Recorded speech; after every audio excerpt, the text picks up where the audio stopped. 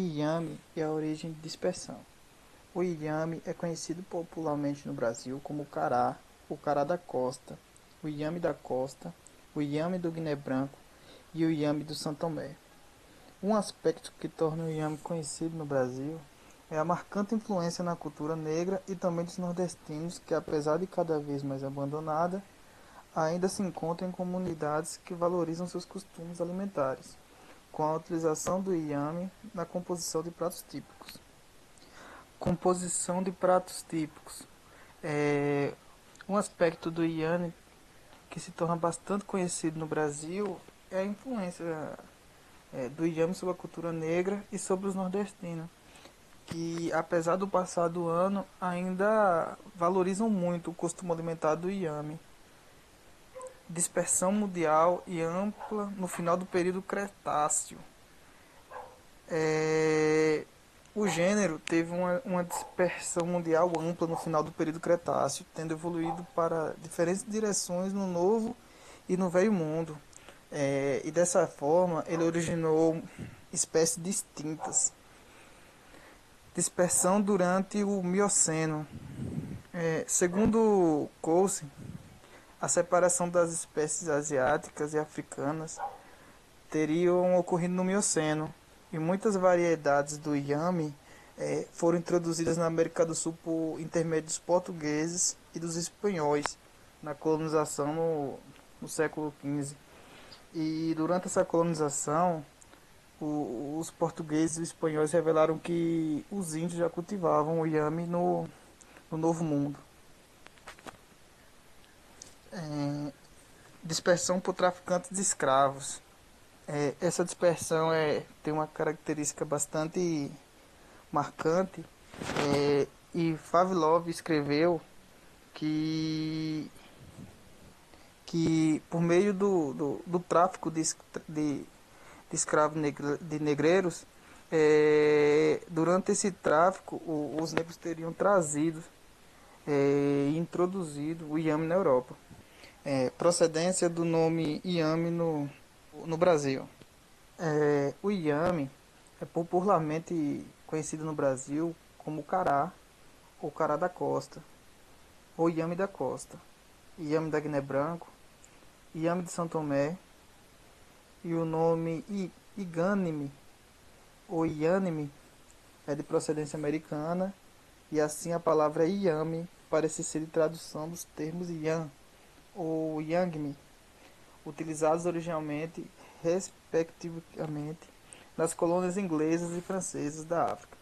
Quando a palavra calar, pela leitura dos antigos documentos históricos brasileiros, ela parece ser de origem indígena, e essa planta também é conhecida em outros países como cucutala. O inhame e a sua influência cultural. Como foi dito acima, o inhame tem uma marcante história, uma marcante cultura entre os nordestinos e entre a cultura negra, né? Apesar de estar bastante esquecido na história, mas continua vivo dentro dessas culturas. O inhame. O gênero Discorea pertence à família da Discoreaceae, a planta herbácea trepadeira, as folhas com formato de coração, tubérculos, caules subterrâneos em forma de raiz e monocotiledôneas. De forma geral, os inhames são plantas monocotiledôneas perenes e possuem desde caules delgados e robustos, formando muitas das vezes um emaranhado sob outras plantas, ocorrendo também em espécies eretas e herbáceas. Seus rizomas comestíveis são encontrados na natureza em uma variedade de tamanhos e são cobertos por uma casca grossa e dura e ásperas. Em seu interior, nota-se uma polpa esbranquiçada com uma textura escorregadia, muito apreciada na culinária de diferentes culturas. Bom dia, gente. Meu nome é Caliane e eu vou dar agora continuidade à apresentação. Então, o inhame, ele pertence ao gênero Discorea. Esse gênero possui mais de 600 espécies, que são importantes por suas tubérculos comestíveis. São espécies de clima tropical, a maioria se encontra em território brasileiro, né? E são essas espécies Discorea alata, Discorea cayennese, Discorea rotundata e Discorea trifada. Agora, passando o slide, eu vou falar um pouquinho sobre a origem de cada uma, né? Discorea alata, ela é uma espécie que é originária do continente asiático. A Discorea cayennese é originária do oeste da África e foi introduzida na América tropical pelos escravos. Já a Discorea rotundata também é originária do oeste da África e ela foi considerada por alguns botânicos como uma subespécie da Discorea cayennese. Já a Discorea trifada, ela é uma espécie que é nativa da América do Sul e foi domesticada pelos índios.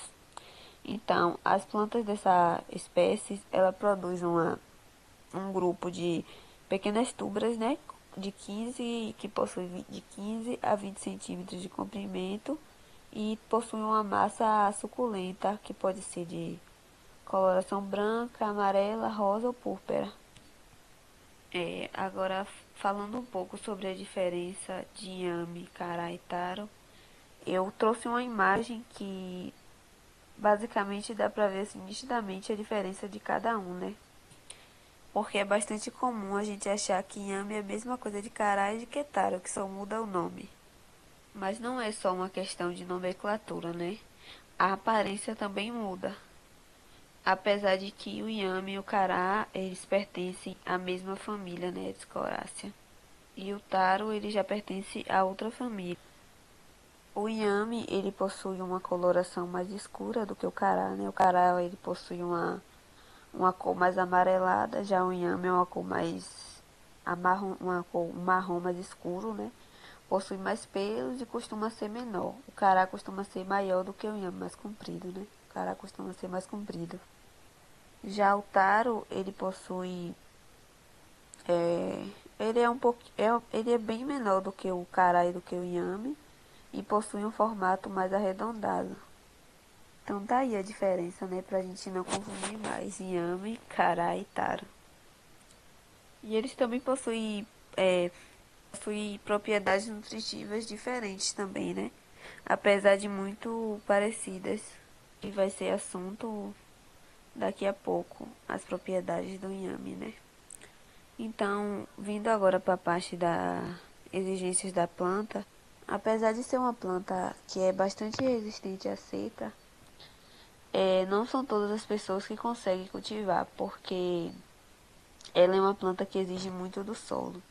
Então, se não tiver um bom preparo de solo, com análise, tendo feito a análise de solo, né, para ver quais as necessidades que o solo precisa para atender, né, a exigência dessa planta, vai ter uma perca muito grande.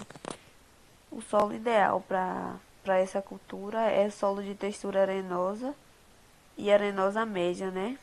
Também tem que ser solos profundos e ricos em matéria orgânica. É bastante importante que o plantio seja feito em uma época anterior à estação chuvosa, porque é importante que o solo permaneça sempre úmido, né? Mas sem encharcamento, justamente para evitar que as sementes apodreçam. A propagação pode ser através de inhames pequenos, sementes ou estacas herbáceas. Então é isso, o segredo para plantar inhame é ter um bom preparo de solo e uma drenagem adequada. Olá, meu nome é Douglas e eu vou falar um pouco sobre a importância socioeconômica do inhame. Os principais países produtores do inhame são a África, a Nigéria, a Costa do Marfim. Eles contêm 73% da produção mundial e produtividade de 9,4 toneladas por hectare. No Brasil, as regiões Sudeste e Nordeste detêm a maior parte da produção de inhame. O inhame ele é uma fonte de renda e de emprego.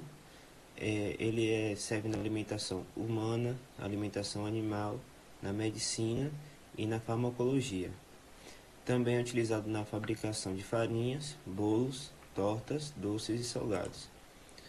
A cultura do inhame na nossa região tem um papel importante socioeconômico por constituir uma atividade agrícola tipicamente familiar, ser empregadora de mão de obra no meio rural, geradora de renda e de elevados benefícios para a população regional. Agora eu vou falar um pouco sobre o benefício do inhame. O inhame ele tem várias propriedades medicinais. Algumas delas são aumenta a fertilidade, tem benefícios para o coração, reforça o sistema imunológico, rico em vitamina C e vitaminas do complexo B, ameniza os sintomas da TPM e possui ação anti-inflamatória. Alguns outros benefícios do inhame são que ele proporciona um aporte maior de calorias e vitaminas, por ser rico em vitaminas do complexo B. Ele auxilia na diminuição da incidência de câimbras, por ser rico em minerais como potássio, magnésio e cálcio, que participam diretamente da contração e do relaxamento do músculo. O inhame também tem propriedades antioxidantes, que previnem o envelhecimento precoce, além do teor de fibras que auxilia na microbiota intestinal. O inhame mantém o organismo mais tempo saciado, promove ainda o controle dos níveis de glicose no sangue, graças ao seu baixo índice glicêmico. O inhame é um alimento que, com baixo índice glicêmico, ele não eleva o sangue com muito açúcar, não tem grandes picos de açúcar. E isso é ótimo para servir de dieta para as pessoas que têm diabetes. Ele ajuda a emagrecer, pois aumenta a sensação de saciedade e retarda o aparecimento da fome por conta das fibras que ele tem. Dentre das muitas propriedades medicinais do inhame, destaca-se a prevenção de doenças como a malária, febre amarela e dengue. No Brasil, o inhame é bastante utilizado na prevenção e combate à dengue. O seu consumo reduz os riscos de câncer de mama e de doenças cardiovasculares. Na medicina estética, utiliza este rizoma para erupções de pele, acreditando na limpeza de impurezas. O inhame ele é rico em vitamina A, que é uma vitamina que hidrata bastante a pele e fortalece as unhas e o cabelo. Os nutricionistas destacam a importância do uso em pacientes anêmicos, dada a sua relativa riqueza em ferro. Ele também ajuda a relaxar a musculatura, o que reduz os sintomas de cólica menstrual, devido à forte presença de magnésio em sua composição. Aqui estão alguns industrializados que têm o inhame como matéria-prima.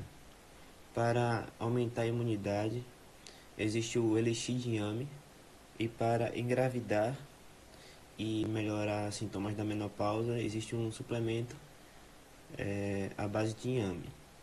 Em relação à gravidez, à fertilidade, o inhame ele tem um hormônio vegetal que se liga ao estrogênio no corpo feminino e aumenta a quantidade de estrogênio, hormônio da fertilidade, e assim dando uma maior probabilidade de gravidez, como também melhora os sintomas de TPM e da menopausa.